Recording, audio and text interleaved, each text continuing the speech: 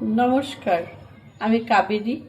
আমি আজ বানাচ্ছি বাঙালি স্টাইলের মটন কারি। এখানে হাফ কিলো মটন আছে। 2 চামচ নুন দিয়ে দিলাম, 1 চামচ হলুদ দিয়ে দিলাম। এখানে মিডিয়াম সাইজের 4টা পেঁয়াজ কুচি, রসুন কুচি দিয়ে দিচ্ছি 1 চামচ, 1 চামচ আদা বাটা, ধনে গুঁড়ো 1 চামচ, জিরে গুঁড়ো হাফ চামচ, লঙ্কা গুঁড়ো হাফ চামচের মতো। আমি এখন অল্প তেল দিয়ে দিচ্ছি, সর্ষের তেল। 1 চামচের মতো আমি লেবুর রসটা আমি এখন মেখে 1 ঘন্টার জন্য ম্যারিনেট করে রেখে দেবো। তেল গরম হয়ে গেছে, অল্প হলুদ দেবো। আলুটা ভাজা হয়ে গেছে, এখন আমি এটা তুলে নিচ্ছি।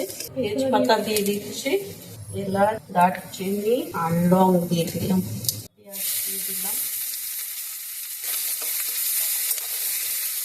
পেঁয়াজটা লাল হয়ে এসছে, এখন আমি মটনটা দিয়ে দেবো।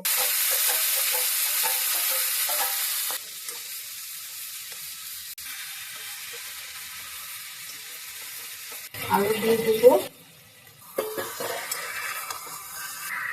এবার আমি টমেটোটা দিয়ে দেবো।